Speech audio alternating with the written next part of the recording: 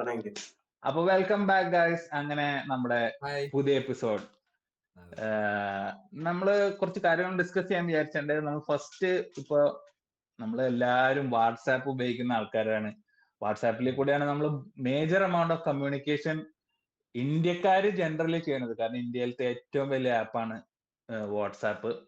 അതിനെ കോമ്പീറ്റ് ചെയ്യാൻ സോഹോ, നമ്മുടെ ഇന്ത്യൻ ബേസ്ഡ് ആപ്പ് വന്നിരിക്കുകയാണ്. Zoho tech giant. അതെ, അതും സിലിക്കൺ വാലിയിലോ ബാംഗ്ലൂരോ ഒന്നല്ല, ഒരു ഗ്രാമത്തിലാണ് അവരുടെ മെയിൻ സ്ഥലം. അപ്പൊ ഇതിന്റെ ബേസിക്കലി സംഭവം എനിക്ക് തോന്നുന്നു വാട്സാപ്പായിട്ട് ഡിഫറൻഷിയേറ്റ് ചെയ്യുന്ന മെയിൻ കാര്യം സെർവർ ഒക്കെ ഇന്ത്യയിലാണ് ബേസിക്കലി. പിന്നെ വേറെ കൺട്രീസിന്റെ ഒന്നും ഇൻഫ്ലുവൻസ് ഇല്ല. ഇപ്പൊ നമ്മള് ടിക്ടോക്കിന്റെ ഒക്കെ ഓരോ പ്രശ്നം കേട്ടില്ലേ? അതായത് ടിക്ടോക്ക് വേറെ കൺട്രീസിൽ കൊടുക്കുന്ന ആൽഗറിതം അല്ല ചൈനയിൽ കൊടുക്കുന്ന ആൽഗറിതം. അവരുടെ ഇങ്ങനത്തെ സിമിലർ ആപ്സില് അവരുടെ അവിടെ എഡ്യൂക്കേഷണൽ കണ്ടന്റും മറ്റേ ആൾക്കാര് ഭയങ്കര ഹാപ്പി ആയിട്ട് പ്രവർത്തിക്കുന്നതും അങ്ങനത്തെ കാര്യങ്ങളൊക്കെയാണ് അതിൽ പ്രൊമോട്ട് ചെയ്യുന്നതെന്ന് വെച്ച് കഴിഞ്ഞാല് ഇപ്പൊ വെസ്റ്റേൺ കൺട്രീസിലും പിന്നെ മിഡിൽ ഈസ്റ്റേൺ കൺട്രീസിലൊക്കെ അവർ പ്രൊമോട്ട് ചെയ്യുന്ന ടിക്ടോക്ക് ഡാൻസും പിന്നെ ഇപ്പൊ കുറെയൊക്കെ എന്താണ് സെക്ഷലി ഇങ്ങനത്തെ ഹൈപ്പ് ചെയ്യുന്ന കുറെ കാര്യങ്ങളൊക്കെ ഇതിനകത്ത് ഭയങ്കര പ്രവലന്റ് ആണ്. തീരെ എഡ്യൂക്കേഷനലോ ഒരു സോഷ്യൽ വാല്യൂ ഇല്ലാത്ത ടൈപ്പ് ഓഫ് കോണ്ടന്റ് ആണ് ബാക്കിയുള്ള സ്ഥലത്ത് പുഷ് ചെയ്യുന്നത്. ബേസിക്കലി ചൈനയുടെ ഒക്കെ ഒരു എന്താ പറയുക ഫോറിൻ പോളിസിയുടെയും ഒരു അജണ്ടയുടെ ഒക്കെ ഒരു പുറകിലാണ്. അതുകൊണ്ടാണ് ഇപ്പൊ ഇന്ത്യക്കാര് ബാൻ ചെയ്തത്. നമ്മള് ഇപ്പൊ US ആ ആപ്പ് അവര് US ബേസ്ഡ് ആപ്പാക്കി മാറ്റി അതിന്റെ പ്രോബ്ലംസ് സോൾവ് ചെയ്യാൻ വേണ്ടിയിട്ട് ബൈറ്റ് ഡാൻസിനെ ഇവര് മേടിച്ചു, അങ്ങനത്തെ പറയാം. അപ്പൊ അതുപോലത്തെ ഒരു ടൈപ്പ് ഓഫ് ചേഞ്ച് നമ്മളൊരു ഹോം ഗ്രോൺ ഇനിഷ്യേറ്റീവ് ആണ്, മേക്ക് ഇൻ ഇന്ത്യയുടെ ഒരു പാർട്ടാണെന്ന് നമുക്ക് വേണമെങ്കിൽ പറയാം ഇതിനെ. അത് എനിക്കൊരു പ്രതീക്ഷയുള്ളത് സോഹോ പണ്ട് ഓർമ്മയുണ്ടോ? നമ്മള് കോളേജിൽ പഠിക്കുമ്പോഴും നമുക്കൊക്കെ സപ്ലൈ ഉള്ളതുകൊണ്ട് പല കമ്പനികളിലും ഇരിക്കാൻ പറ്റൂലായിരുന്നു. സോഹോ മാത്രമാണ്, സോഹോ പോലത്തെ കുറച്ച് കമ്പനികളാണ് പ്രോഗ്രസീവ് ആയിട്ടുള്ളൊരു. അതെ, നമ്മുടെ കൂട്ടത്തിൽ തന്നെ ഒരുത്തിനെ അന്ന് അവിടെ ജോലി കിട്ടുകയും ചെയ്തതാണ്. അവൻ പ്രോഗ്രാമിലൊക്കെ സൂപ്പർ ആയിരുന്നു. അതെ അതെ അതെ അതെ അവര് ബേസിക്കലി സ്കില്ലിന് നല്ല വാല്യൂ കൊടുക്കണതാണ്. കാരണം വെച്ചാൽ എസ്പെഷ്യലി ഇൻഡസ്ട്രിയിലെ ഇമ്പോർട്ടൻസ് വെച്ചാൽ എപ്പോഴും അപ്സ്കിൽ ചെയ്തുകൊണ്ടിരിക്കണം. നമ്മൾ പണ്ട് പഠിച്ചു എനിക്ക് C++ അറിയാന്ന് പറഞ്ഞിരുന്നിട്ട് കാര്യമില്ല. കാരണം നമ്മള് എങ്ങനെയാണോ ഈ കമ്മ്യൂണിറ്റി സഞ്ചരിക്കുന്നത് അതിനനുസരിച്ച് അതിന്റെ മുന്നിൽ സഞ്ചരിക്കണം ബേസിക്കലി. എന്നാലും റെലവെന്റ് ആയിട്ട് നിൽക്കാൻ പറ്റുള്ളൂ. പോരാത്തതിന് ഇന്ന് ഇപ്പൊ വൈബ് കോഡിങ്ങിന്റെ ഒക്കെ കാലാണ്. ചുമ്മാ ഒരു ഐഡിയ ഉണ്ടെന്ന് വെച്ച് കഴിഞ്ഞാൽ AI അങ്ങ് കോഡ് ചെയ്ത് തരും. പക്ഷെ കോഡ് ചെയ്ത് തന്നോളൂ. പക്ഷെ എന്നാലും നല്ല, അതായത് ആരാ പറഞ്ഞ, എനിക്ക് പിക്കാസോ ആരോ അങ്ങനെ പറഞ്ഞിട്ടുണ്ട്, you should know the rules to break them very well എന്നാ പറയാ. അതായത് അപ്പോഴാണ് അത് എഫിഷ്യന്റ്ലി നമുക്ക് അതിന്റെ യൂട്ടിലൈസേഷൻ ചെയ്യാൻ പറ്റുള്ളൂ. അപ്പൊ വൈബ് കോഡിങ്ങിനും കുറെ പ്രോബ്ലംസ് ഒക്കെ ഉണ്ട്. പക്ഷെ അതാണ് അതിന്റെ ഒരു ഇതിന്ന് നമുക്ക് മനസ്സിലാണ്. അതുപോലെ തന്നെ ടെക്കും ഇങ്ങനത്തെ റിലേറ്റഡ് ഫീൽഡിൽ തന്നെ വരുന്നതാണ്. പുതിയതായിട്ട് ടൊയോട്ടയുടെ തന്നെ ഇതിന്റെ കാര്യത്തിൽ ഒരു കൺസേൺ എനിക്കുള്ളത് ഇപ്പൊ പ്രൈവസിയുടെ ഒരു കൺസേൺ വരുന്നില്ലേ? ഇപ്പൊ നമ്മുടെ ഈ പുതിയൊരു സോഷ്യൽ മീഡിയ സാധനം കേൾക്കുമ്പോൾ ഇന്ത്യൻ ഗവൺമെന്റിന്റെ കൺട്രോളായി പോകുമോ, അങ്ങനെ ഒരു പ്രശ്നം അവിടെ വരുന്നുണ്ടല്ലോ. ഇന്ത്യൻ ഗവൺമെന്റ് കൺട്രോളായി പോകുന്ന വെച്ച് കഴിഞ്ഞാൽ അങ്ങനെയാണെന്ന് വെച്ച് കഴിഞ്ഞാൽ എല്ലാതും ഇന്ത്യൻ ഗവൺമെന്റ് കൺട്രോൾ ആണല്ലോ. നമ്മുടെ ഫോർ എക്സാമ്പിള് നമ്മള് സഞ്ചരിക്കുന്ന KSRTC, നാഷണൽ ഹൈവേ, ഇതൊക്കെ ഓൾറെഡി ഗവൺമെന്റ് ഓൺ കമ്പനീസ് ആണ്. ഇതില് പ്രൈവസിക്ക് വളരെ പ്രാധാന്യം ഇതാക്കി ഞാൻ ന്യൂസ് ആധാറൊക്കെ ഇപ്പൊ എല്ലാവർക്കും എനിക്ക് തോന്നുന്നു സിമ്പിൾ ആയിട്ട് ഡാർക്ക് നെറ്റിൽ നിന്നൊക്കെ മേടിക്കാൻ പറ്റുന്ന കേട്ടെ. ഫോറിൻ പ്രൈവസിയെ കുറിച്ച് GDPR പോലത്തെ റൂൾസ് ഒക്കെ വെച്ചിട്ടാണ് അത് വെച്ച് പോകുന്നുണ്ട്. ഇത് നമുക്ക് എന്താണ് ഇതിനകത്ത് വ്യത്യാസം വരുന്നത്? അതായത് വ്യത്യാസം ഞാൻ ഇപ്പൊ പറഞ്ഞല്ലോ. അതായത് നമുക്ക് ഫോറിൻ ഇൻഫ്ലുവൻസ് തടയാൻ ഒരു ലാർജ് രീതിയിൽ നമുക്ക് സഹായിക്കും. ഇപ്പൊ ഫോർ എക്സാമ്പിള് ഇപ്പൊ വാട്സാപ്പ് വഴി കുറെ ആൾക്കാർ അങ്ങനത്തെ കുറെ റാൻഡം സാധനങ്ങൾ ഇങ്ങനെ സ്പാം ചെയ്ത് അയക്കണ നമ്മള് കിട്ടുന്നുണ്ടാവും. വെറുതെ ഏതെങ്കിലും നമ്പറിൽ നിന്നൊക്കെ ഇത് വരാം. അപ്പൊ അത് പല രാജ്യത്തു നിന്ന് ഓപ്പറേറ്റ് ചെയ്യുന്ന ആൾക്കാരായിരിക്കും. ചിലപ്പോ ചൈനയിൽ നിന്നായിരിക്കും, ചിലപ്പോ വിയറ്റ്നാമിൽ നിന്നായിരിക്കും, ചിലപ്പോ പാകിസ്ഥാനിൽ നിന്നുള്ള ആൾക്കാരായിരിക്കും ഉണ്ടാവും. അപ്പൊ അതൊക്കെ അതിൽ നിന്നൊക്കെ ഒരു ഷീൽഡ് ആയിട്ട് നമുക്ക് ഇത് യൂസ് ചെയ്യാൻ പറ്റും ബേസിക്കലി. പിന്നെ ഒരു ഇന്ത്യ ഫസ്റ്റ് ആയിട്ടുള്ള ഒരു പെർസ്പെക്റ്റീവ് കൂടി ബിസിനസ് എക്കോസിസ്റ്റം ക്രിയേറ്റ് ചെയ്യുന്ന ഒരു ഇതാണ്. കാരണം സോഹോയ്ക്ക് ഇത് മാത്രമല്ല പ്രൊഡക്റ്റ്. സോഹോയ്ക്ക് അതെ, പല അതെ, പ്രൊഡക്റ്റ് എന്താണ് സ്പ്രിങ്സ്, അതുപോലത്തെ കുറെ പ്രൊഡക്ട്സ് ഉണ്ട്. അതിനെല്ലാം കൂടി ഒരു കമ്മ്യൂണിക്കേഷൻ പ്ലാറ്റ്ഫോമും കൂടെ. ഇപ്പം എക്സാമ്പിൾ മൈക്രോസോഫ്റ്റ് ടീംസ് ഉണ്ട്. ടീംസ് വഴി ഇന്റഗ്രേറ്റ് ചെയ്യും. ആക്ച്വലി എനിക്ക് തോന്നുന്നു സോഹോന് ബെനിഫിഷ്യൽ ആയ കാര്യമാണ്. അത് അവര് കുറച്ചുകൂടെ പബ്ലിക് ആക്കുന്നതായിരിക്കും അല്ലേ മൊത്തത്തില്. അതെ അതെ അതെ. സിഇഒ പറഞ്ഞായിരുന്നു, ഞങ്ങൾക്ക് മൈക്രോസോഫ്റ്റിനെ കോമ്പീറ്റ് ചെയ്യുന്ന രീതിയിലുള്ള എക്കോസിസ്റ്റം ഞങ്ങൾ ഡെവലപ്പ് ചെയ്തെടുക്കുന്നു. ആ ഒരു രീതിയിൽ എത്തുവന്ന് ഞങ്ങള്. അത് പുള്ളി പബ്ലിക്കലി കമന്റ് ചെയ്തു. പിന്നെ അത് മാത്രല്ല, എനിക്ക് തോന്നുന്നു സോഹോന്റെ മറ്റുള്ള പ്രൊഡക്ട്സ് മാർക്കറ്റ് ചെയ്യാൻ ഈസിയർ ആണ് ഇങ്ങനെ ഒരു പ്രൊഡക്റ്റ്, മാസ് മാർക്കറ്റ് പ്രൊഡക്റ്റ് ഉണ്ടെങ്കിൽ അവർക്ക്. ഇപ്പൊ ഫോർ എക്സാമ്പിൾ ഒരു ആപ്പിളിന്റെ പ്രൊഡക്റ്റ് മേടിച്ചു കഴിഞ്ഞാൽ നിങ്ങൾ പിന്നെ അതിന്റെ ഒരു ആക്സസറി മേടിക്കും. പിന്നെ ഒരു ആക്സസറി മേടിച്ചു കഴിഞ്ഞാൽ ആ ഒരു ഇക്കോസിസ്റ്റത്തിന്റെ ബെനിഫിറ്റ്സ് നിങ്ങൾ മനസ്സിലാക്കി കഴിഞ്ഞാൽ ഒരു ഫോണാണ് മേടിക്കണമെന്ന് വെച്ചാൽ ചിലപ്പോൾ നിങ്ങൾ എല്ലാവരും ലാപ്ടോപ്പ് മേടിക്കും. പിന്നെ അത് ആ കമ്പനീസ് തന്നെ ഒരു പ്രോബ്ലം ക്രിയേറ്റ് ചെയ്യുന്നുണ്ട്. അതായത് വിത്ത് എ ഡിഫറെന്റ് പ്ലാറ്റ്ഫോമിൽ നിങ്ങൾക്ക് ഇന്റഗ്രേഷൻ എളുപ്പം ഉണ്ടാവില്ല. ഇപ്പൊ ഒരു ഐഫോണിൽ നിന്ന് മറ്റേ ആപ്പിൾ ലാപ്ടോപ്പിലേക്ക് എളുപ്പമായിരിക്കും ട്രാൻസ്ഫർ ചെയ്യാൻ. പക്ഷെ അതുപോലെ ഒരു വിൻഡോസ് ആപ്പിലേക്ക് ബുദ്ധിമുട്ടായിരിക്കും. അപ്പൊ എന്റെ ഒരു അഭിപ്രായത്തില് അത് ആ കമ്പനിക്ക് ബെനിഫിറ്റ് ആണെന്നുള്ളൂ. നമുക്ക് അത് അത്ര ബെനിഫിഷ്യൽ അല്ല എന്നാണ് എന്റെ ഒരു അഭിപ്രായം തോന്നുന്നത് ഈ സോഹോയുടെ കാര്യത്തില്. കാരണം സോഹോന് ബെനിഫിഷ്യൽ ആണ്.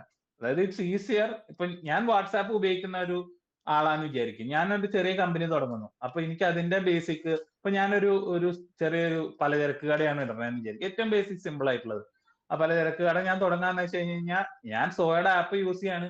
അവർ എനിക്കതും ബാക്കിയുള്ള ഫെസിലിറ്റീസും മാർക്കറ്റിംഗ്, കാരണം അതൊരു CRM ആണ് സോയുടെ മെയിൻ പ്രൊഡക്റ്റ് എന്ന് പറഞ്ഞു കഴിഞ്ഞാല്. അപ്പൊ അത് ഒരു എന്താണ് ഇപ്പൊ നമ്മള് എല്ലാ സാധനവും നമ്മൾ ഡിജിറ്റൽ രീതിയിലാണ് ചെയ്യണത്. ഇപ്പൊ പൈസ അയക്കുന്ന ആയാലും ഇപ്പൊ നമ്മൾ QR കോഡ് സ്കാൻ ചെയ്തിട്ട് പൈസ കൊടുക്കുന്നതാണെങ്കിൽ ഇതൊക്കെ കണക്റ്റഡ് ആണ്. ഇതൊക്കെ ഒരു CRM സിസ്റ്റത്തിലേക്ക് വരുന്ന ആലോചിച്ചൊക്കെ. ഞാൻ അവസാനമായിട്ട് വർക്ക് ചെയ്ത സ്ഥലത്ത് ഇന്ത്യയില് അവിടെ ഞങ്ങൾ അവസാനത്തേക്ക് മറ്റേ എസ്റ്റിമേറ്റ് അടിക്കുന്നതും കൊട്ടേഷൻ കൊടുക്കുന്നതൊക്കെ സോഹോയുടെ CRM സോഫ്റ്റ്വെയർ വെച്ചായിരുന്നു. പക്ഷെ ബാക്കി നടക്കുന്നതൊക്കെ ബാക്കി സോഫ്റ്റ്വെയറും കാര്യങ്ങളാണ്. എല്ലാവർക്കും ഈസിയർ ആണ്. അല്ല, definitely ecosystem is beneficial to the users. Communication സാധനങ്ങളൊക്കെ ഒറ്റ പ്ലാറ്റ്ഫോം. നേരത്തെ അങ്ങനത്തെ ഒരു പ്ലാറ്റ്ഫോം ഇല്ലായിരുന്നു. സോഹയുടെ തന്നെയാണെങ്കിലും ടീംസ് തമ്മിൽ അങ്ങോട്ടും ഇങ്ങോട്ടും പല പല രാജ്യത്തിരിക്കുന്നു അല്ലെങ്കിൽ ഹൈബ്രിഡ് ആയിട്ട് വർക്ക് ചെയ്യുന്നവർക്ക് അവർക്കെല്ലാം ഇങ്ങനെ കമ്മ്യൂണിക്കേഷൻ കോമൺ സ്ലാക്ക് പോലത്തെ അങ്ങനത്തെ ഒരു സാധനം ഈസിലി ഇന്റഗ്രേറ്റബിൾ പ്ലാറ്റ്ഫോം ആയിട്ട് തന്നെ വരുവാണിത്. അവർക്കെല്ലാം കോമൺ ആയിട്ട് യൂസ് ചെയ്യും.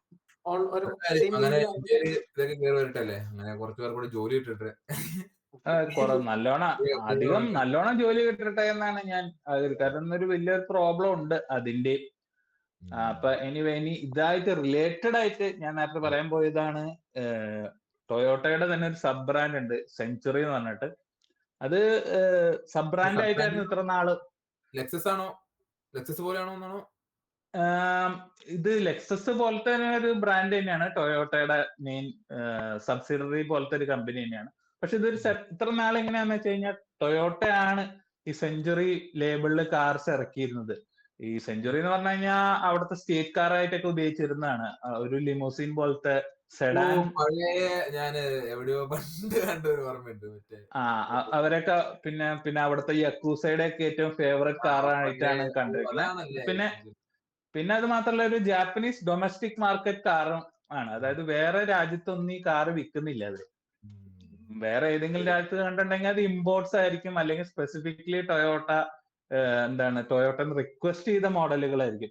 അപ്പൊ അത് കണ്ടിട്ടുണ്ട്. ആ പഴയ നീ പറഞ്ഞ ഈ ലിമോസിൻ പോലത്തെ കാറിന്റെ ഉള്ളിലെ ഉപയോഗിക്കുന്ന മെറ്റീരിയലിനെ കുറിച്ചും അങ്ങനെ എന്തൊക്കെയോ ഭയങ്കര. അതെ. അതായത് ബേസിക്കലി റോൾസ് റോയ്സ് ഒക്കെ ആയിട്ട് കമ്പീറ്റ് ചെയ്യുന്ന പോലത്തെ ഒരു ജാപ്പനീസ് ഡയറക്ട് മാർക്കറ്റിലേക്കുള്ള ഒരു കാറാണ്.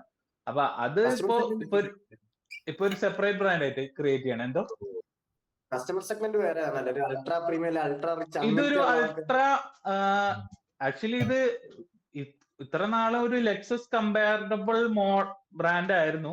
പക്ഷെ ഇപ്പൊ അവർ അതൊന്നും കൂടി ചേഞ്ച് ചെയ്യാണ്. കഴിഞ്ഞതിന് മുമ്പ് എന്തോ കോമ്പറ്റീഷൻ റോൾസ് റോയ്സ് ആയിട്ടാണ് വരുന്നത് ഡയറക്റ്റ്.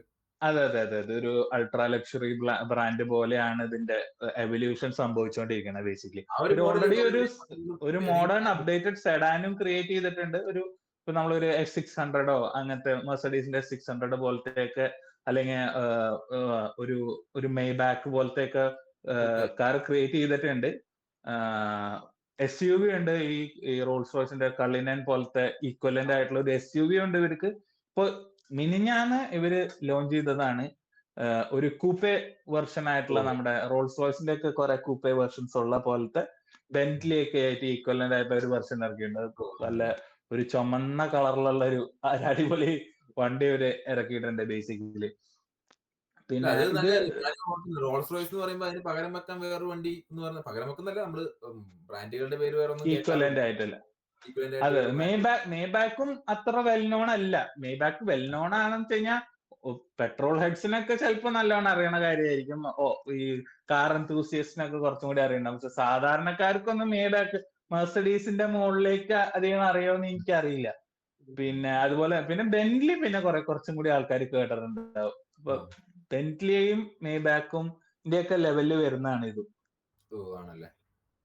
പിന്നെ ജപ്പാനിലാണ് പ്രൈമറിലി ഇത് വിൽക്കുന്നത്. പിന്നെ കുറച്ച് കൺട്രീസിലേക്ക് ഇപ്പൊ ടൊയോട്ടയുടെ തന്നെ ഈ സെഞ്ചുറിയുടെ കൂടെ തന്നെ JDM ജാപ്പനീസ് ഡൊമസ്റ്റിക് മാർക്കറ്റിൽ വിറ്റിരുന്ന ഒരു വേറെ വണ്ടി കൊണ്ടുണ്ട്. ക്രൗൺ എന്ന് പറഞ്ഞ ഒരു സബ് ബ്രാൻഡും കൂടെ ഉണ്ട് ടൊയോട്ടയ്ക്ക്. ക്രൗൺ തന്നെ ഈ ക്യാമറി പോലത്തെ ഒരു മോഡല്, ക്യാമറി അല്ലെങ്കിൽ കൊറോള പോലത്തെ അതിനേലും കുറച്ചും കൂടി എക്സ്പെൻസീവ് ആയിട്ടുള്ള ഒരു മോഡല് ടൊയോട്ട ഇപ്പൊ ഇറക്കുന്നുണ്ട്. അത് എല്ലായിടത്തും ഉണ്ടോ, ഇന്ത്യയിലൊക്കെ ഉണ്ടോന്ന് അറിയില്ല. പക്ഷെ മിഡിൽ ഈസ്റ്റ് മാർക്കറ്റിലൊക്കെ ഓൾറെഡി ടൊയോട്ടയുടെ ക്രൗൺ വന്നു കഴിഞ്ഞു. അത് കുറച്ചും കൂടിയും ഹൈബ്രിഡ് വണ്ടിയാണെന്ന് തോന്നുന്നു, ഫുള്ളി ഹൈബ്രിഡ് വണ്ടിയാണ്. അതും ഈ ഒരു ടൊയോട്ടയുടെ ഇതിലേക്ക് ആഡഡ് ആയിട്ടുള്ള, അത് ആക്ച്വലി സെഞ്ചുറിയുടെ ഒരു ചീപ്പർ വേർഷൻ ആയിട്ടായിരുന്നു കണ്ടിരുന്നത്. ഇപ്പൊ സെഞ്ചുറി വേറെ ബ്രാൻഡായി മാറിപ്പോയപ്പോ ഈ ക്രൗൺ ഇപ്പൊ ടൊയോട്ടയുടെ ഇതിലേക്ക് വരുന്നത്. ടൊയോട്ടയുടെ തന്നെ ക്യാമറീനയിലെ ഒരു പ്രീമിയം വേർഷൻ ആയിട്ട് വന്നു, പക്ഷെ അണ്ടർ ടൊയോട്ട ഈ ക്രൗൺ. എന്തോ ലെക്സസിലോട്ടല്ല, ഇത് ക്രൗണിന്റെ ബാഡ്ജിങ്ങിൽ തന്നെയാണ് വരുന്നത്. പിന്നെ ബേസിക്കലി കുറെ പാർട്സ് ഒക്കെ ഈ ലെക്സസ് ഇതായിട്ട് ഷെയർ ചെയ്യുന്നുണ്ട്. പൈസ കൂടുതലാണെന്നല്ലാണ്ട്, പൈസ കൂടുതലാണ് ആ റേഞ്ചിൽ വരുന്ന വണ്ടി എന്നല്ലാണ്ട് ഇതിന്റെ ഒരു സിഗ്നിഫിക്കൻസ് എന്താണ്, വണ്ടിക്ക് എന്താണ് പ്രത്യേകതകൾ അതിന്റെ? അല്ല, അതായത് ഉപയോഗിക്കുന്ന മെറ്റീരിയൽസ് ആണ് ഏറ്റവും വലിയ ഇതും. പിന്നെ പ്രീമിയം മെറ്റീരിയൽസ് ആണ്. പിന്നെ V12 എഞ്ചിനാണ്. V12 എന്ന് പറഞ്ഞാൽ നമ്മുടെ സാധാ എനിക്ക് തോന്നുന്നു 3 സിലിണ്ടറും 4 സിലിണ്ടർ എഞ്ചിനൊക്കെയാണ് നമ്മൾ ജനറലി നമ്മുടെ ഇതിലേക്ക് ഓടുന്നത്. പിന്നെ കുറച്ചുകൂടി മസിൽ കാർസ് ഒക്കെ V8 ആണ്. പിന്നെ V10 ആണ്. നമ്മളിപ്പോ ഓഡിയുടെ R8 ഒക്കെ നമ്മൾ അയൺമാനിലൊക്കെ കാണുന്നത് V10ഉം V8 ആണ് അവരുടെ വണ്ടികള്. ഇപ്പൊ ലാംബോർഗിനി എന്നൊക്കെ പറഞ്ഞു കഴിഞ്ഞാൽ V10ഉം V12 എഞ്ചിൻസ് ആണ് യൂസ് ചെയ്യുന്നത്. ആ V12ന്റെ തന്നെ ഒരു സ്ലോ ടോർക്കി ആയിട്ടുള്ള ഭയങ്കര സൂപ്പർ കാർസിന് യൂസ് ചെയ്യാത്ത പോലത്തെ വേർഷൻ ആണ് ഈ SUVസിലൊക്കെ യൂസ് ചെയ്യുന്നതെന്ന് എനിക്ക് മനസ്സിലാണ്. സെഞ്ചുറിയില് പണ്ട് തൊട്ടേ V12 ആണ് യൂസ്. സെഞ്ചുറിയുടെ സെഡാൻ വേർഷൻ ഞാൻ പറഞ്ഞില്ല, പണ്ട് തൊട്ടേ V12 ആണ് യൂസ് ചെയ്യുന്നത്. ഒരു ഡിഫറെന്റ് കൈൻഡ് ഓഫ് ഇതാണ്, ഒരു സ്പോർട്സ് കാർ അല്ല ഇത് ആക്ച്വലി. പിന്നെ അതാണ് അതിനെ കുറിച്ച് ഉള്ളത്. പിന്നെ നമ്മളിനി കുറച്ച് എന്റർടൈൻമെന്റിലേക്കാണ് കിടക്കണേ. ഇന്ന് ഡൈസ് അറേ ഇറങ്ങി. ജിജോ കാണുകയും ചെയ്തു. ഞാൻ ഭയങ്കര ഇവിടുന്ന് ഇറങ്ങിക്കഴിഞ്ഞാൽ പോയി കാണണം, തിരക്കിന്റെ ഇടയിലാണെങ്കിൽ എങ്ങനെയെങ്കിലും പോയി കാണണം എന്ന് വിചാരിക്കുന്ന ഒരു പടമാണ്. കാരണം എക്സ്പെക്ടേഷൻ വളരെ കൂടുതലാണ്. പക്ഷെ ഞാൻ എന്റെ ഒരു അഭിപ്രായത്തിൽ എങ്ങനെയാ വെച്ചാൽ അധികം എക്സ്പെക്ടേഷൻ വെച്ച് പോവണ്ടെന്നാണ് എന്റെ അഭിപ്രായം. കാരണം എന്താണെന്ന് വെച്ച് കഴിഞ്ഞാല് കുറെ ആൾക്കാര്, പിന്നെ ഞാൻ കൂടെ കണ്ടതും അതേ ടൈമിൽ പറഞ്ഞ ആൾക്കാർക്കൊന്നും ചിലവർക്കൊന്നും ഇഷ്ടമായിട്ടില്ല സിനിമ. കാരണം റീസൺ എന്താന്ന് വെച്ച് കഴിഞ്ഞാല് അവരുടെ ഇപ്പൊ ഇതിന്റെ സിനിമയുടെ പേര് തന്നെയാണ് പ്രോബ്ലം ആയിട്ട് വരുന്നത്. ഡേ ഓഫ് റാത്ത് എന്നാണ് ഇതിനെ, ഡേ ഓഫ് റാത്ത് എന്നാണ്. അപ്പൊ അതാണ് നമ്മള് സിനിമ കാണാത്തതായതുകൊണ്ട് നമ്മൾ എക്സ്പെക്ട് ചെയ്യുമല്ലോ ഓരോ കാര്യങ്ങൾ. എക്സ്പെക്ട് ചെയ്യുമ്പോൾ നമ്മൾ ഡേ ഓഫ് റാത്ത് എന്ന് വിചാരിക്കുമ്പോൾ നമ്മളൊരു ആർമഗഡനോ ലോകാവസാനോ അങ്ങനെയൊക്കെയാണ് നമ്മൾ വിചാരിക്കുക.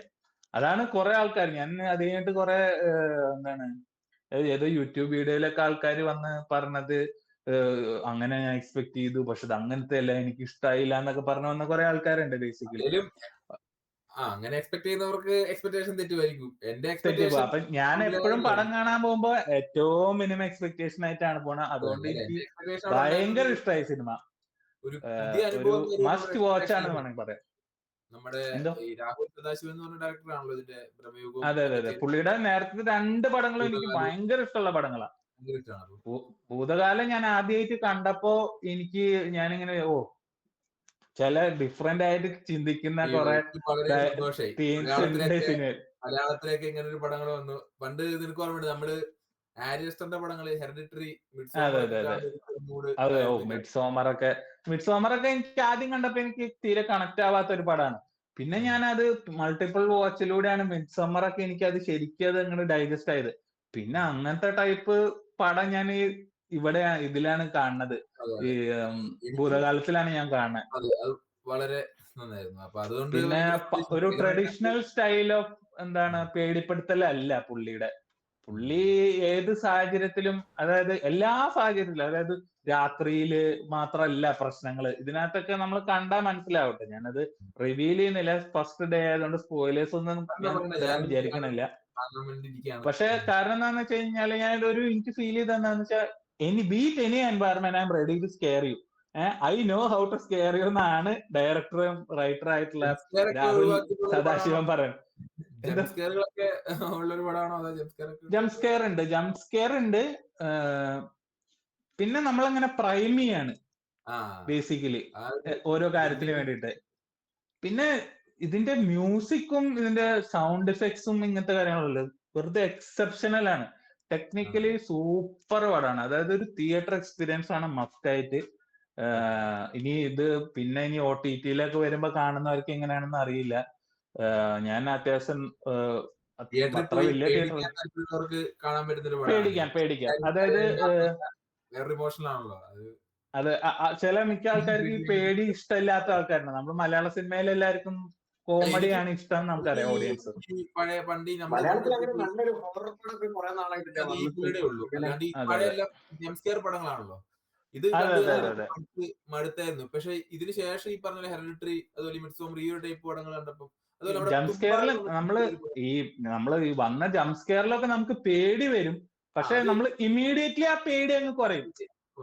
അപ്പൊ ആ ജംസ്കെയർ കാണിക്കുമ്പോൾ നമ്മൾ പേടിക്കും, പിന്നെ അത് ഇമ്മീഡിയറ്റ്ലി വരും. പക്ഷെ ഇതിന്റെ ഓരോ സാധനങ്ങൾ എങ്ങനെയാന്ന് വെച്ചാൽ സ്റ്റേസ് വിത്ത് യു. അതായത് നമ്മള് ത്രൂ ഔട്ട് ദ മൂവി ഈ പേടി നമ്മളുടെ ഉള്ളിൽ ഇങ്ങനെ നമ്മള് ലെഗോ ബ്ലോക്സ് വെക്കുന്ന പോലെ ഇങ്ങനെ അക്യൂമുലേറ്റ് ചെയ്യേണ്ട പേടി. അങ്ങനത്തെ ഒരു സിനിമയായിട്ട് എനിക്ക് പേടി. മറ്റേ പേടി ചുമ്മാ പേടിപ്പിച്ച് അതെ ചുമ്മാ വെറുതെ ഗോസ്റ്റ് ഹൗസിലൊക്കെ നമ്മള് വീഗാലാൻഡിലൊക്കെ പോകുമ്പോൾ അങ്ങനത്തെ പോരാ. അപ്പൊ ഒരു നല്ലൊരു എക്സ്പീരിയൻസ് ആണ്. പിന്നെ പ്രണവ് മോഹൻലാലിന്റെ അഭിനയം വെരി ഗുഡ്. റൂമേഴ്സ് ഒക്കെ എയറിൽ കാണുന്നു മോഹൻലാൽ അതിനകത്തുണ്ട്, മോഹൻലാലും പ്രണവും കൂടെ ഒരുമിച്ച് പടം കണ്ടാ മതി, പടം കാണേ പറയില്ല പടം ഞാൻ പറഞ്ഞില്ലേ, കണ്ട് മനസ്സിലാക്കാം. പിന്നെ ആക്ച്വലി ഞാൻ പറഞ്ഞില്ലേ പ്രണവിന്റെ ആക്ടിങ്ങിനെ കുറിച്ച് പറയുകയാണെങ്കിൽ തന്നെ പുള്ളി ഒരു കുറച്ചുകൂടി മെച്ചുവർ ചെയ്ത പോലത്തെ എനിക്ക് അതിനി പുള്ളി ഓൾറെഡി ബെസ്റ്റ് ആക്ടർ ആയിട്ട് അവാർഡൊക്കെ കിട്ടിയ ആളാണ്. അപ്പൊ ചിലപ്പോ എനിക്ക് തോന്നുന്നു ഡയറക്ടേഴ്സ് പ്രണവിനെ യൂസ് ചെയ്യുന്ന രീതിയാണോ, പ്രണവിനെ ഇൻസ്ട്രക്ട് ചെയ്യുന്ന രീതി ഡിഫറെന്റ് ആവുമ്പോഴാണോ ആക്ടിങ് വരുന്നത്, എനിക്കറിയില്ല. പുള്ളി ഒരു ക്ലേ പോലെയാണ് എനിക്ക് തോന്നുന്നത്. Can be moulded however you want. നമ്മള് വെറുതെ ക്ലേ വെച്ചിട്ട് ഒരു ഉണ്ട ഉണ്ടാക്കുന്ന പോലെയല്ല വേറൊരു ഡയറക്ടർ അത് വെച്ചൊരു പോട്ട് ഉണ്ടാക്കുമ്പോൾ ഉള്ള ഡിഫറൻസ് വരുന്നത്. ഇത് ഞാൻ ഇവിടെ കേട്ടു. പ്രണവിന്റെ അഭിനയം എങ്ങനെയാണ് തോന്നുന്നത് മൊത്തത്തില് ഈ പടത്തില്? പ്രണവിന്റെ അഭിനയം different, basically is very convincing. പക്ഷെ ചില സ്ഥലത്ത് ഈ സംസാരിക്കുമ്പോൾ ഉള്ളത് അത് ഇന്റൻഷനൽ ആണെന്ന് തോന്നുന്നു. അത് എനിക്ക് ഫീൽ ചെയ്തൊരു ഡിഫറൻസ് ആയിട്ട്. അത് പുള്ളി ഒരു പ്രത്യേക ടൈപ്പ് രീതിയിലാണ് ഇംഗ്ലീഷ് ഒക്കെ പറയണത് അതിനകത്ത്. പക്ഷെ ഇതിനകത്ത് പുള്ളി ഒരു മില്യനെയർ, വെരി റിച്ച് ആയിട്ടുള്ള ബാക്ക്ഗ്രൗണ്ടിലാണ് പുള്ളി. മറ്റേ പടങ്ങളിൽ ഇപ്പൊ അവസാനം കണ്ട ഏതായിരുന്നു? ഹൃദയം.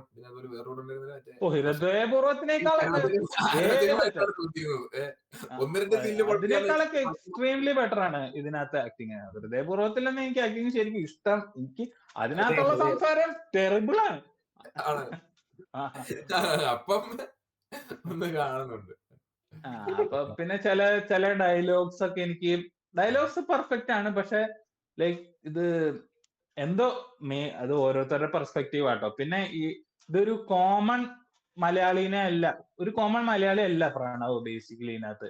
ഒരു ഡിഫറെന്റ് കൈൻഡ് ഓഫ്, അതായത് ഇപ്പൊ നമ്മള് എന്താണ് ഓരോ ഡിഫറെന്റ് എന്താണ് ഗ്രൂപ്പ്സ് ഓഫ് വെൽത്തിലോ അല്ലെങ്കിൽ ടൈപ്പ് ഓഫ് ഇതാകുമ്പോ കുറച്ചുകൂടി ക്ലോസറ്റഡ് ആയിരിക്കുമല്ലോ ആള് സംസാരിക്കുന്ന രീതി. ഇപ്പൊ പഠിക്കുന്ന സ്കൂള് ഡിഫറെന്റ് ആയിരിക്കും, ആള് പോകുന്ന സ്ഥലങ്ങള് ഡിഫറെന്റ് ആയിരിക്കും. അപ്പൊ അതിനനുസരിച്ച് ഒരു ഡിഫറെന്റ്. അപ്പൊ അങ്ങനത്തെ ഒരു സാധനം കൊണ്ടുവരാനാണ് ഇവര് നോക്കണെന്ന് എനിക്ക് ഫീൽ ചെയ്തു. പക്ഷെ അത് കംപ്ലീറ്റ്ലി വർക്ക്ഔട്ട് ആയോന്ന് ചോദിച്ചു കഴിഞ്ഞാൽ അത് ഓരോ ഇൻഡിവിജ്വൽ ആള് പോയി കാണാൻ വേണം. കാരണം ചിലവർക്ക് അക്സെപ്റ്റബിൾ ആയിരിക്കും, ചിലവർക്ക് അക്സെപ്റ്റബിൾ ആയിരിക്കില്ല, കുറെ പേർക്ക് അക്സെപ്റ്റബിൾ ആവില്ല എന്ന് എനിക്ക് തോന്നണേ. ഉടനെ കാണേണ്ട പടാണ്. ഉപ്പ് കാണാൻ വേണ്ടിട്ടുണ്ടോ അതോ പേടിയാണോ? എനിക്ക് കാണണമെന്നുണ്ട്. ഓ, നമ്മളൊക്കെ പേടിയിൽ എംപ്രൈസ് ചെയ്യുന്ന ആൾക്കാരെ കണ്ട് കുഴപ്പമില്ല. ഒരുമിച്ച് കാണായിരുന്നല്ലോ, സൂപ്പർ ആയനെ. ഒരുമിച്ച് കോമഡി ആയിരുന്നു, നമ്മളെല്ലാം കൂടെ ഒരുമിച്ച് കോമഡി ആവും. പേടിച്ചു നോക്കുമ്പോ ആരുടെ കയ്യെ കയറി പിടിക്കുന്നതാണ് എന്റെ പേടി. ഒറ്റയ്ക്ക് കാണുമ്പോ കഴിഞ്ഞ പ്രാവശ്യം തമാശ പടായിരുന്നു, കുഴപ്പമില്ലായിരുന്നു. പിന്നെ ഇന്ന് വേറൊരു പടം ഇറങ്ങിയതാണ് നമ്മുടെ ബാഹുബലി എപ്പിക്. അത് പക്ഷെ രണ്ടും കൂടെ ഒരുമിച്ചാക്കി ഇറക്കിയെന്നല്ലോ. അതെ 3.5 മണിക്കൂറിന്റെ 3.25 മണിക്കൂറിന്റെ അടുത്തുള്ള 3.25 മണിക്കൂറിന്റെ അടുത്ത് വരുന്ന ഒരു എന്താ പറയാ, ഇതിന് രണ്ടും കൂടി ചേർത്ത് ഒരു ഒറ്റ സിനിമ ആക്കിയിട്ട് കാണിച്ചേക്കണം. ഞാൻ കണ്ടില്ല സിനിമ, പക്ഷെ ഞാൻ ഇത് ഇങ്ങനെ ഒരു സിനിമ ഇറങ്ങുന്നുണ്ടെന്ന് കേട്ടു. പക്ഷെ ഇത് ഇന്നാണ് ഇറങ്ങിയെന്ന് എനിക്ക് മനസ്സിലായത് എപ്പോഴാന്ന് വെച്ചാല്, ഞാൻ അതിന്റെ ഒരു വീഡിയോ ഞാൻ റെഡിറ്റിൽ കണ്ടിട്ടുണ്ടായി. അപ്പൊ അതിലെങ്ങനെയാന്ന് വെച്ച് കഴിഞ്ഞാല് അതൊരു പോസ്റ്റ് ക്രെഡിറ്റ് സീനാണോ എന്താ സംഭവം എനിക്ക് മനസ്സിലായില്ല. സംഭവം എന്തോ ക്യാമറ റെക്കോർഡ് ചെയ്ത വീഡിയോ ആണ്, നമ്മൾ പറയാൻ പാടില്ല. ഞാൻ ജസ്റ്റ് കണ്ടിരുന്നു, എനിക്കത് വ്യക്തമായിട്ട് മനസ്സിലായില്ല. കൃഷ്ണനാണോ തെലുങ്കിലാണ് പറയുന്നത് ആദ്യം, അതാണ് ഏറ്റവും വലിയ പ്രശ്നം. അത് ഞാൻ കന്നഡയാണ് ആദ്യം ചോദിച്ചത്, പിന്നെയാണ് ഞാൻ ആലോചിച്ചത് ബാഹുബലി തെലുങ്ക് പടാണല്ലോ, അപ്പൊ തെലുങ്കായിരിക്കും സംസാരിക്കുക. എന്നിട്ട് ആ ഫോണിങ്ങനെ ആ വീഡിയോ പ്ലേ ചെയ്തിട്ട് ChatGPT ലൈവിൽ ഓണാക്കിട്ട് ഇവരെന്താ പറയുന്നത് പറഞ്ഞുതരാന്നൊക്കെ ചോദിച്ചു. ChatGPTക്ക് മനസ്സിലാവുന്നില്ല, കാരണം അതിന്റെ ഓഡിയോ റെക്കോർഡ് ചെയ്തേക്കുന്ന തിയേറ്ററിനകത്ത് തന്നെയാന്ന് തോന്നും, തിയേറ്ററിനകത്ത് തന്നെയാണ് റെക്കോർഡ് ചെയ്തേക്കണേ. അപ്പൊ അതിന്റെ ഒരു പ്രോബ്ലം അതിന്റെ ഉള്ളിൽ ഫീൽ ചെയ്യണുണ്ട് ബേസിക്കലി. അപ്പൊ എന്തൊക്കെയോ അപ്പൊ അതിനകത്ത് ബേസിക്കലി കാണുന്ന എന്താ വെച്ചാൽ ഇന്ദ്രനാന്ന് തോന്നുന്നു, ഇന്ദ്ര എന്നൊക്കെ കേട്ടമാതിരി എനിക്ക് തോന്നി. എനിക്ക് മനസ്സിലായതാണ്, അതായത് ബാഹുബലിനെ കട്ടപ്പ കൊന്നതിന് ശേഷം ഉള്ള കണ്ടിന്യൂഷൻ ആണ് അതിൽ കാണിക്കണത്. അതായത് ബാഹുബലിയുടെ ആത്മാവ് ഏതോ ലോകത്തേക്ക് ആ ഒരു കഥ വരാൻ ചാൻസ് ഉണ്ട്. അതില് അവര് കാണിച്ചു ബാഹുബലി ദ ഇറ്റേണൽ വാർ എന്ന് പറഞ്ഞിട്ടൊരു ടൈറ്റിൽ കാർഡ് കാണിച്ചു. അപ്പൊ ഓബിയസ്ലി അത് ഇത് വെച്ച് ഞാൻ കുറെ പൈസ ഉണ്ടായിരുന്നു. പക്ഷെ രാജമൗലി എത്ര 120 കോടി ചെലവാക്കുന്നുണ്ട് എന്നൊക്കെ ഞാൻ കേട്ടു ഈ ആനിമേഷന് വേണ്ടിയിട്ടൊക്കെ. പിന്നെ കുറെ ആൾക്കാർ പറയുന്നേറ്റു ആർകെ എന്ന് പറഞ്ഞൊരു വെരി പോപ്പുലർ ആയിട്ടുള്ള സീരീസ് ഉണ്ട് നെറ്റ്ഫ്ലിക്സിൽ, അതിന്റെ ക്രിയേറ്റേഴ്സ് ആണ് ഇതിന്റെ പുറകിലെന്ന്. പക്ഷെ എനിക്ക് ആക്ച്വലി അത് കണ്ടപ്പോഴും കുറെ കാര്യങ്ങൾ എനിക്ക് ഫീൽ ചെയ്ത് തരുന്നുണ്ട്. അതായത് അതിനകത്ത് ഇങ്ങനെ 2D 3D ഒക്കെ മിക്സ് ചെയ്തിട്ടുള്ള ഒരു ടൈപ്പ് ഓഫ് ഇതാണ് ആർകെ എന്ന് പറഞ്ഞ സീരീസിനകത്തുള്ള. ഞാൻ കണ്ടത് അത്ര ക്ലിയർ ഉള്ള ഒരു സാധനം അല്ലായിരുന്നു, പക്ഷെ കണ്ടതില് ക്വാളിറ്റി ഉണ്ടെന്ന് കണ്ട വീഡിയോയിൽ പറയാൻ പറ്റില്ല. കാരണം എന്താ വെച്ചാൽ ഓൾറെഡി വേറെ ആനിമേഷൻ ഇറങ്ങിയിട്ടുണ്ടല്ലോ ബാഹുബലിയുടെ തന്നെ, അതിനൊക്കെ വെച്ച് പറയുമ്പോ ഇത് എന്താണ് ഹോളിവുഡ് ലെവലിന് വേണമെങ്കിൽ പറയാം. അത് നമ്മൾക്ക് മോശമാണെന്ന് പറയുന്നതല്ല. ഇന്ത്യയിൽ ഇപ്പം കുറച്ചുകൂടെ പണം ഇറക്കിയാലും പണം തിരിച്ചു പിടിക്കാന്നുള്ളൊരു മൈൻഡ് ഉണ്ടല്ലോ പടത്തില്. ഉണ്ട്. ആൾക്കാര് they want some escape basically. Indians need escape. പിന്നെ they want something that they can connect with basically. അപ്പൊ മാർവൽ ഇറങ്ങുന്നുണ്ട്, പിന്നെ അനിമയുടെ കുറെ മൂവീസ് ഇറങ്ങുന്നുണ്ട്, ഡീമൺ സ്ലെയർ ഇറങ്ങി, പിന്നെ വൺ പീസ് ഇറങ്ങി തോന്നുന്നു നേരത്തെ തിയേറ്ററിലൊക്കെ. നീ നേരത്തെ പറഞ്ഞ എന്താണ് ഇന്ദ്രനായിട്ടും അങ്ങനെയാണോ അത് പറഞ്ഞത്? അപ്പൊ എനിക്ക് തോന്നണ ഇത് അതിനകത്തുള്ള പാതാള ലോക എന്ന് പറഞ്ഞിട്ട് കാണിക്കുന്നുണ്ട്, ഒരു ടെക്സ്റ്റ് എഴുതി വരുന്നുണ്ട്. അതായത് റൂയിൻസ് എന്നോ അങ്ങനെ എന്തോ പറയണ്ട. അപ്പൊ പിന്നെ ഈ രണ്ട് ക്യാരക്ടേഴ്സ് ഒന്ന് ഇന്ദ്രനാണ്, മറ്റാൾ അസുരനാണെന്നാണ് ഞാൻ വിചാരിക്കുന്നത്. അപ്പോ നമ്മുടെ ദേവാസ് വേഴ്സസ് അസുരാസ് എന്തോ ഒരു കോൺഫ്ലിക്റ്റിന്റെ ഉള്ളില് ഉള്ള ഒരു സാധനത്തിലേക്ക് പെട്ടെന്ന്, അതായത് ഓൾറെഡി റൂയിൻസ് മാതിരി കാണിക്കണം. അതായത് അസുരന്മാര് തോറ്റോണ്ടിരിക്കുന്ന സമയത്ത്, അതായത് ദേവൻ ഈ അസുരനെ അറ്റാക്ക് ചെയ്യണതിന്റെ ഇടയിലാണ് ബാഹുബലി അതിന്റെ ഉള്ളിലേക്ക് കയറി വരുന്നത് കാണുന്നത്. അപ്പൊ അതായത് ഓൾറെഡി ബാറ്റിൽ ഫീൽഡിന്റെ ഉള്ളിലേക്കാണ് നേരെ ഇവിടുന്ന് മരിച്ചിട്ട് പോണത് പുള്ളി. അതിന്റെ ഇടയിൽ അതെന്താണ്? ഒരു താണ്ഡവം ആടുന്നുണ്ട് ഒരു ശിവലിംഗത്തിന്റെ ഫ്രണ്ടിൽ നിന്നിട്ട് അതിന്റെ പെട്ടെന്ന് ഇടയിൽ ശിവന്റെ ഒരു പടക്ക് വരും. എന്തെന്ന് അതെ അതെ അതെ അതെ ആനിമേഷൻ. പക്ഷെ ഞാൻ മനസ്സിലാക്കുന്നതെന്ന് വെച്ചാൽ ആനിമേഷൻ ഡിഫിക്കൽട്ട് ആണ്, ഐ അഗ്രി. പക്ഷെ ആനിമേഷനിലൂടെ കുറച്ചും കൂടി ആൾക്കാരെ തിങ്ക് ചെയ്യാനുള്ള ഈ സീനൊന്ന് സിനിമയിൽ കാണിച്ചു കഴിഞ്ഞു കഴിഞ്ഞാൽ ഒരു അതിനകത്തൊരു ബാറ്റിൽ സീക്വൻസ് ഇതിനകത്ത് കാണും. ഇത് നമ്മൾ സിനിമയിൽ കാണിച്ച ഭയങ്കര ആർട്ടിഫിഷ്യൽ ആയിട്ട് തോന്നും. ആനിമേറ്റഡ് ആകുമ്പോൾ ഓൾറെഡി ആർട്ടിഫിഷ്യൽ ആണ്. അപ്പൊ ആ വേൾഡിൽ നമ്മൾ അക്സെപ്റ്റ് ചെയ്ത് കഴിഞ്ഞു. അപ്പൊ രാജമൗലി ചെയ്ത ഒരു ഭയങ്കര ഒരു ദേവാസുര അങ്ങനത്തെ ആ കഥകളൊക്കെ വെച്ച് അതെ അതെ അതെ. പിന്നെ ദേവാസുര എന്ന് പറഞ്ഞു കഴിഞ്ഞാൽ തന്നെ ഡിഫറെന്റ് കൈൻഡ് ഓഫ് ആൾക്കാരാണ്. അപ്പൊ നോട്ട് ലൈക്ക് ഹ്യൂമൻ. അപ്പൊ പല ഇതുണ്ടല്ലേ അഫ്ഗാൻ ഏരിയയിലൊക്കെ നമ്മള് പണ്ട് ഇവിടെ കേട്ടിട്ടില്ലേ, അവിടെ അസുരന്മാരാണ് മെയിൻ. അതെ അതെ അതെ അതെ അതെ അവിടെ രീതിക്ക് ഡെഫിനറ്റ്ലി. പിന്നെ രീതിയിൽ കാണിച്ചു കഴിഞ്ഞാൽ നന്നായി. പക്ഷെ ഇവിടെ എത്രത്തോളം അതിനെ ആക്കാൻ പറ്റുന്ന എനിക്കും അല്ല. പക്ഷെ ഞാൻ പറയണെന്ന് വെച്ചാൽ രാജമൗലിയുടെ ആ ഇനീഷ്യേറ്റീവാണ് ഞാൻ പറഞ്ഞത്. അതായത് he cares about entertainment a lot. അതുകൊണ്ടാണ് പുള്ളി ബാഹുബലി ക്രിയേറ്റ് ചെയ്തത്. വൈ ഹീസ് ബ്രിഡ്ജിങ്, അതായത് using the most I think most popular movie to come in our lifetimes to an animated world. അതായത് ഇപ്പൊ ആനിമേഷൻ വെച്ചിട്ട് വേറെ എന്തെങ്കിലും പ്രൊജക്ട് ചെയ്യായിരുന്നു രാജമൗലിക്ക്, വേറൊരു വേൾഡിലേക്ക് കൊണ്ടുവന്നു. കാരണം ആനിമേഷന്റെ ഒരു world I believe it's the future. കാരണം എന്താ വെച്ചാൽ people want these kind of thing. കാരണം there is a huge problem. നമ്മളെ ഓൾറെഡി വൺ പീസ് ജെൻസി കോൺഫ്ലിക്റ്റിനെ കുറിച്ച് നമ്മുടെ ഫ്ലാഷ് ഫീഡിന്റെ ഉള്ളിൽ ഡിസ്കസ് ചെയ്ത അതിലെങ്ങനെയാണ് ഒരു ഓൾട്ടർനേറ്റീവ് മീഡിയ ഇന്ത്യക്കാരും ബാക്കിയുള്ള ആൾക്കാരൊക്കെ എങ്ങനെ കാണുന്നു നമ്മൾ ഡിസ്കസ് ചെയ്തിട്ടുണ്ട്. അപ്പൊ ആൾക്കാർക്ക് വോണ്ടുണ്ട്, ആൾക്കാർ പൈസ ചെലവാക്കാൻ റെഡി ആയിട്ടുള്ള ആൾക്കാരുണ്ട്. അതുകൊണ്ടാണല്ലോ ഡീമൺ സ്ലെയറിന്റെ തിയേറ്ററിൽ ഇറങ്ങിയതും ആൾക്കാർ കാണാൻ പോയി പൈസ ചെലവാക്കുന്നത്. അപ്പൊ ആ ഒരു വേൾഡിലേക്ക് സാധാരണക്കാരും കൂടി കൊണ്ടുവരണം വെച്ചാലാണ് അത് എക്കണോമിക്കലായിട്ട് ചെയ്യാൻ പറ്റുള്ളൂ ഇവർക്ക്. ഇപ്പൊ പണ്ട് ഞാൻ എനിക്ക് ഭയങ്കര ഇഷ്ടമുള്ള ഒരു ആനിമേറ്റഡ് സിനിമയാണ് രജനീകാന്തിന്റെ ഒരു സിനിമ ഉണ്ടായിരുന്നു. അതായത് ഫുൾ കൊച്ചടിയാൻ എന്ന് പറഞ്ഞിട്ട് ഒരു സിനിമ ഉണ്ടായിരുന്നു.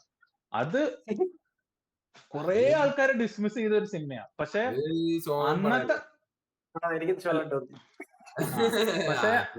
പക്ഷെ എനിക്ക് അതിലത്തെ കുറെ കാര്യങ്ങൾ അന്നത്തെ കാലത്തെ വെച്ചിട്ട് നമ്മൾ ഹോളിവുഡ് ആയിട്ടോ ബാക്കിയുള്ള ഇൻഡസ്ട്രീസ് കമ്പയർ ചെയ്യാതെ നമ്മുടെ ബേസ് വെച്ച് നോക്കിക്കഴിഞ്ഞാൽ അതൊരു ഇതുപോലത്തെ ഒരു വലിയ ഇനിഷ്യേറ്റീവ് ആയിരുന്നു. പക്ഷെ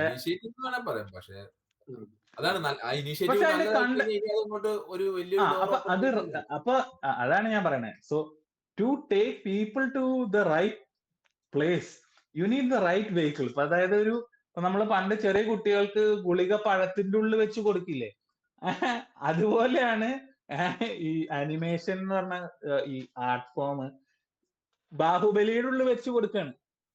സോ ശരിക്കും പറഞ്ഞു കഴിഞ്ഞാൽ രാജമൗലിയുടെ ശരിക്കുള്ള മാസീവ് സ്കെയിൽ പ്രോജക്ട് അനിമേഷനിലായിരിക്കും ഉണ്ടാവുന്നത്. പക്ഷെ people should connect with that animated world. അത് അവർ അക്സെപ്റ്റ് ചെയ്യാൻ പറ്റണം. അതിനു മുന്നേ ഏറ്റവും ബെസ്റ്റ് എല്ലാവരിലേക്ക് എത്തിയ ഒരു കോൺസെപ്റ്റ് ആണ് ബാഹുബലി. പാൻ ഇന്ത്യൻ ആയിട്ടുള്ള ഒരു കോൺസെപ്റ്റ് ആണ് ബാഹുബലി. അതിന്റെ ഉള്ളിൽ ഈ ആനിമെ വെച്ച് അങ്ങോട്ട് കൊടുക്കാണ് ഉണ്ടാവും. പക്ഷെ ഇത് ബാഹുബലിയുടെ ആനിമേഷനാന്ന് പറയുമ്പോ ആൾക്കാർ കൂടുതൽ കാണാനുണ്ടാവും. പിന്നെ ഇത് മിക്കവാറും ഈ നെറ്റ്ഫ്ലിക്സിലൊക്കെ ആയിരിക്കും അല്ലെങ്കിൽ വരുന്നുണ്ടാവുക. എനിക്കറിയില്ല, അതിന്റെ കറക്റ്റ് ഡീറ്റെയിൽസ് അറിയില്ല. But it's a very good start in the right direction എന്നാണ് ഞാൻ പറയാം. There will be huge fans. ഇതിന്റെ IP ഭയങ്കരമായിട്ട് വലുതാണ്. ഞാൻ ഫ്യൂച്ചറിൽ വിചാരിക്കണ്ടേ ഇതിന്റെ ഒരു നമ്മളിപ്പോ ഈ ഡിസ്നി വേൾഡ് ഒക്കെ പോലെ ബാഹുബലി വേൾഡ് ഒക്കെ വരാൻ സാധ്യതയുള്ള ഒരു എനിക്ക് വലിയ പ്രതീക്ഷ. എന്റെ പ്രതീക്ഷ ഇങ്ങനെ കുറച്ച് സാധനം വന്നു കഴിഞ്ഞാൽ മലയാളത്തിലും നല്ല അടിപൊളി അനിമേഷൻ സാധനങ്ങൾ വരും എന്നുള്ളൊരു പ്രതീക്ഷയാണ്.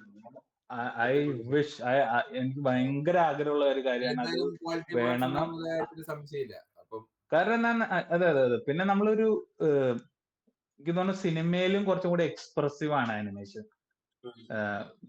കുറച്ചും കൂടി കുറെ കാര്യങ്ങൾ ക്രിയേറ്റീവ് ആയിട്ട് ചെയ്യാൻ പറ്റും. പക്ഷെ അതൊരു അണ്ടർ പെയ്ഡ് ആയിട്ടുള്ള ഇൻഡസ്ട്രി ആണ് ഈ ജപ്പാനിലൊക്കെ. പക്ഷെ എനിക്ക് തോന്നുന്നു ഇന്ത്യയിൽ അതിനുള്ള ലേബർ ഉണ്ട്, കുറെ ആൾക്കാരുണ്ട് ഇത് ചെയ്യാൻ, കുറെ ഇൻട്രസ്റ്റ് ഉള്ള ആൾക്കാരുണ്ട് ഇത് ചെയ്യാൻ.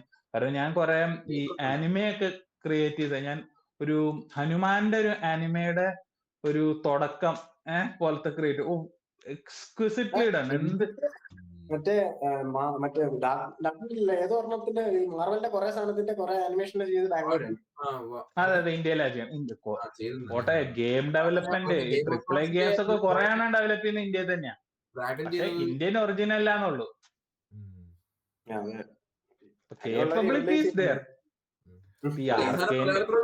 മൊത്തത്തില് അടിപൊളിയാവുന്നതാണ് എനിക്ക് തോന്നുന്നത് ഈ ഒരു. Oh definitely. കാരണം എന്താണെന്ന് വെച്ചാൽ I want to see what Malayalees take on animation is going to be എന്താ, നമുക്ക് ഭയങ്കര ഒരു അൺഎക്സ്പെക്ടഡ് ആയിരിക്കും. നമ്മളൊന്നും ബാക്കിയുള്ളവരൊന്നും ചിന്തിക്കണ പോലെ ആയിരിക്കില്ല എന്ന് എനിക്ക് തോന്നുന്നത്. അതായത് ഇപ്പൊ പണ്ട് അനിമേഷൻ കാണാൻ നീ എന്നെ കുറെ പ്രോത്സാഹിപ്പിച്ച് ഞാൻ കാണുന്നില്ല, ലാസ്റ്റ് നീ എന്നെ പിടിച്ചിരുത്തി ടിവിയില് ഇരിപ്പിച്ചാണ് എന്നെ ഇത് കാണിച്ചത്. ഡെത്ത് നോട്ട് ആണ് ഒറ്റ എപ്പിസോഡ് തന്നെ ഞാൻ ലോക്ക് ആക്കി. അതായത് അനിമേഷൻ കാണാനുള്ള ഒരു മടിയായിരുന്നു. ആ ഒരു മാറി കിട്ടും എന്നുള്ളതാണ് വളരെ നല്ലത്. അതുപോലെ ഡെഫിനറ്റ്ലി. അതുകഴിഞ്ഞിട്ടിപ്പൊ നീ എന്തോരം ആനിമേഷൻ അല്ല ഞാൻ പറഞ്ഞ, നമ്മള് ജാപ്പനീസ് ആനിമേഷനെ കുറിച്ചാണ് പറയുന്നത്. ബേസിക്കലി ആനിമേ തന്നെ നീ എന്തോരം എപ്പിസോഡ് കൊണ്ട് കുറെ കണ്ടില്ലേ. വൺ പീസ് എന്ത് അല്ല, അതുപോലത്തെ മെന്റൽ ബ്ലോക്കുകളെ മാറ്റാൻ ഇത് അതെ അതെ അതെ, മാറാനുള്ള ഒരു നല്ലൊരു തീരുമാനമായി രാജമൗലിയുടെ സൈഡിൽ നിന്ന്. കാരണം it's difficult to get into different kinds.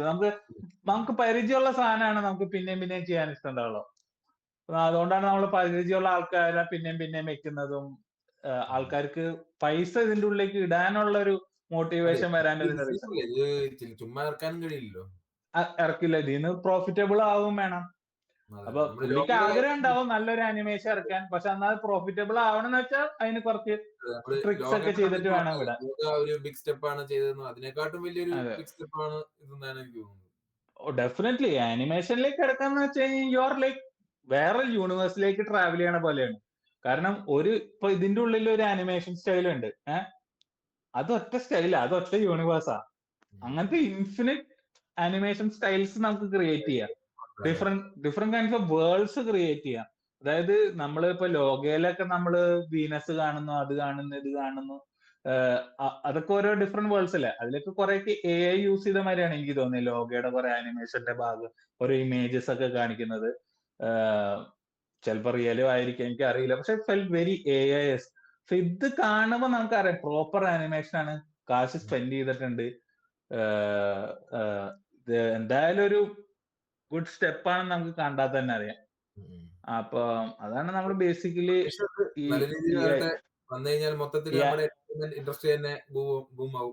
Definitely. പിന്നെ അത് മാത്രല്ല നമ്മൾ കുറെ ഡിഫറെന്റ് ഫീൽഡ്സിൽ ജോബ് ക്രിയേറ്റ് ചെയ്യാനുള്ള ഒരു ഓപ്പർച്യൂണിറ്റിയും കൂടിയാണ്.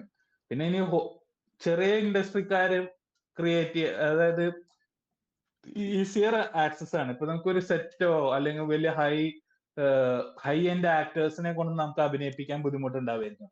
പക്ഷെ ഇവര് വോയിസ് ആക്ടിങ് ചെയ്യാൻ കുറച്ചും കൂടി ചീപ്പർ ആയിരിക്കും ബേസിക്കലി. അപ്പൊ നമുക്ക് നല്ല ആർട്ടിസ്റ്റിനെ വെച്ചിട്ട് നല്ല അനിമേഷൻ ക്രിയേറ്റ് ചെയ്ത് അത് വോയിസ് ചെയ്ത്, ഇപ്പൊ എന്റെ one of the most favourite movies kung fu panda 1 animated മൂവിയാണ്. എനിക്ക് തോന്നുന്നു എല്ലാവർക്കും ഇഷ്ടമുള്ള ഒരു സിനിമയാണ്. ബട്ട് അത് നല്ല അനിമേഷൻ ആണ്, പക്ഷെ റിലേറ്റബിൾ വോയിസസ് കൊടുത്തു. ഇപ്പൊ ജാക്ക് ബ്ലാക്ക് പാൻഡ് ആയിട്ട് വന്നു, ടൈഗ്രസ് ആഞ്ചലിന ജോളി വന്നു, ജാക്കി ചാൻ ആയിരുന്നു മങ്കി. അങ്ങനത്തെ ഡിഫറെന്റ് ഇവരെയൊക്കെ കൊണ്ട് വോയിസ് ചെയ്യിപ്പിച്ചപ്പോ ഇൻട്രസ്റ്റിംഗ് ആയി. അതുപോലെയൊക്കെ നമ്മുടെ ഇൻഡസ്ട്രിയിൽ മോഹൻലാല് ഒരു എക്സ്ട്രീം വില്ലനായിട്ട് വരുന്ന ഒരു ആനിമ ആലോചിച്ചു മോഹൻലാലിന്റെ വോയിസിൽ. കാരണം നമ്മൾ മോഹൻലാലിന്റെ ഇമേജ് മാത്രമാണ് നമ്മുടെ മനസ്സിൽ എപ്പോഴുള്ള, പക്ഷെ മോഹൻലാലിന്റെ വോയിസ് ഇസ് ഓൾസോ പവർഫുൾ. മമ്മൂട്ടിയുടെ വോയിസ് ഇസ് വെരി പവർഫുൾ. അവര് ആക്ടേഴ്സ് അവരുടെ പ്രായം കൂടുതൽ അഭിനയിക്കാൻ പാടുണ്ടോ, സംസാരത്തിലൊക്കെ പിടിച്ചു കഴിഞ്ഞാൽ തന്നെ മമ്മൂട്ടിക്കൊക്കെ വളരെ വോയിസ് മോഡുലേഷൻ ഒക്കെ സൂപ്പറാണ് മമ്മൂട്ടിയുടെ. അതെ. അടിപൊളിയാണ്. ഒരു door to an infinite multiverse ആണ് രാജമൗലി തുറന്നിട്ടിരിക്കണേ. അപ്പൊ അതൊരു റൈറ്റ് ഡയറക്ഷൻ ആയിട്ട് ബാക്കിയുള്ളവർക്ക് ഇൻസ്പയർഡ് ആവാം. രാജമൗലി ഇങ്ങനെ ചിന്തിക്കണമെന്ന് വെച്ചാൽ സംതിങ് ദയർ എന്ന് വിചാരിച്ച് ബാക്കിയുള്ള ചെറിയ ക്രിയേറ്റേഴ്സിനും അങ്ങനത്തെ സാധനം ക്രിയേറ്റ് ചെയ്യാൻ പറ്റും. അപ്പൊ ഇതൊക്കെയാണ് നമ്മൾ ഈ ആഴ്ച ഡിസ്കസ് ചെയ്യാൻ വെച്ചത്. കുറച്ചുകൂടി ഷോർട്ടർ എപ്പിസോഡാണ്. നമ്മളിത് കുറച്ച് ടൈം കൺസ്ട്രെയിൻസിന്റെ ഉള്ളിൽ ചെയ്തതാണ്. നമ്മൾ ഇനിയും ടോപ്പിക്സ് പറയാനുണ്ടായിരുന്നു. അപ്പോ until we get nice other content, നമുക്ക് അടുത്ത ആഴ്ച ഇതുപോലത്തെ സിമിലർ നല്ല നല്ല ടോപ്പിക്സ് ആയിട്ട് അതെ ഡേസ റേസ് വന്ന് എല്ലാരും ഒന്ന് പോയി കാണണം എന്നാണ് എനിക്ക് തോന്നുന്നത്. കാരണം ഹൊറർ പടങ്ങളൊക്കെ വെറൈറ്റി ആയിട്ടുള്ള ഹൊറർ പടം ഇഷ്ടമുള്ളവർ എന്തായാലും പോയി മലയാളത്തിൽ പുതിയൊരു അറ്റംപ്റ്റ് ആണെന്നുള്ള രീതിക്കാണല്ലോ മൊത്തത്തില് കേൾക്കുന്നത്. അതെ അതെ അതെ അതെ വെച്ചുകഴിഞ്ഞാല് ബ്രഹ്മയുഗവും ഭൂതലോകത്തിന്റെ ഒക്കെ ഒരു ലൈൻ പിടിച്ച് വന്ന ഒരു സിനിമ തന്നെയാണ് ഡെഫിനറ്റ്ലി. പക്ഷെ ഒരു ഡിഫറെന്റ് കൈൻഡ് ഓഫ് യൂണിവേഴ്സിൽ സെറ്റ് ചെയ്ത്. അതെ, നമുക്കെല്ലാം വേണല്ലോ തമാശ. ഇന്നാള് പെറ്റിക്രിയേറ്റീവ് ഇറങ്ങി, അത് തമാശ എന്നുള്ള രീതിയിൽ. അതെ അതെ പെറ്റിക്രിയേറ്റീവ് ഞാൻ കണ്ടില്ല കേട്ടോ, പക്ഷെ എനിക്ക് അതിന്റെ ട്രെയിലർ ഭയങ്കര ഇഷ്ടമായിരുന്നു. പെറ്റിക്രിയേറ്റീവ് ഞാൻ കണ്ടിരുന്നു. അത് നമ്മുടെ ഒരു CID മൂസ ഇപ്പം അങ്ങനത്തെ ഒരു പടം ഇപ്പൊ ഇല്ലല്ലോ എന്നുള്ളൊരു തോട്ടിൽ നിന്ന് വന്നതെന്നാണ് എനിക്ക് മനസ്സിലാവുന്നത്. ഫുള്ള് ലൈറ്റ് ഹാർട്ടഡ് മൂവിയാണ്. ഞാൻ കുറെ ചിരിച്ചു. എന്റെ അപ്പുറത്തിരുന്ന ആൾ എന്നെ കണ്ടി ചിരിയായിരുന്നു. അതുകൊണ്ട് ഞാൻ പിന്നെ എന്റെ ഇപ്പുറത്തിരുന്ന ആൾ അത്ര കൊണ്ട് ചിരിച്ചു. ഞങ്ങൾ രണ്ടും ചിരിക്കുന്നുണ്ട്, പുള്ളി ഇടയ്ക്കൊക്കെ ചിരിക്കുന്നുണ്ടായിരുന്നു. എന്നാലും കൊള്ളാം, ഫണ്ടായിരുന്നു. അതിന്റെ അവസാനം ക്ലൈമാക്സ് ഒക്കെ വീഗാലാൻഡിൽ വണ്ടർലാ വെച്ചായിരുന്നു. അപ്പൊ മൊത്തത്തില് ഒരു മൂഡ്, അങ്ങോട്ടോട്ടം ഇങ്ങോട്ടോട്ടം ചാട്ടം, കഥാപരിപാടി, അങ്ങനെ എല്ലാം. അതെ അതെ മൊത്തത്തില്. പിന്നെ ആക്ടേഴ്സ് ഒക്കെ നല്ല ആക്ടേഴ്സ് ആണല്ലോ. സറഫുദ്ദീനെ നമുക്ക് എല്ലാവർക്കും അറിയാലോ. പുള്ളി എന്ത് റോളും സൂപ്പറായിട്ട് ചെയ്യും. അപ്പൊ പുള്ളി ഇതില് തകർത്തിട്ടുണ്ട്. അപ്പൊ ഞാൻ പറഞ്ഞ ഇങ്ങനെ പല പല ടൈപ്പ് പടങ്ങൾ വരുമ്പോഴാണല്ലോ മൊത്തത്തിൽ ഇൻട്രസ്റ്റിംഗ് ഇതാവുന്നത്. ഒരു ഇതാണല്ലോ അത്. ഇപ്പം കാരണം നമ്മളെ നമ്മുടെ ഒരു ഒറ്റ ഒരു എന്താണ് നമ്മൾ എസ്കേപ്പ് ചെയ്യാൻ യൂസ് ചെയ്യുന്ന ഒരു റൂട്ടാണ് ഈ എന്റർടൈൻമെന്റ്. അത് ബെറ്റർ ആവുന്നത് എത്രയും നല്ലത്.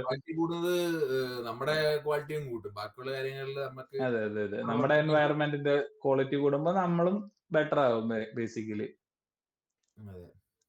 അപ്പൊ അത് പറഞ്ഞ് നമ്മൾ നിർത്തുന്നു.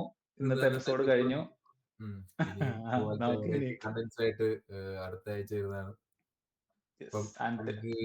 Next time by.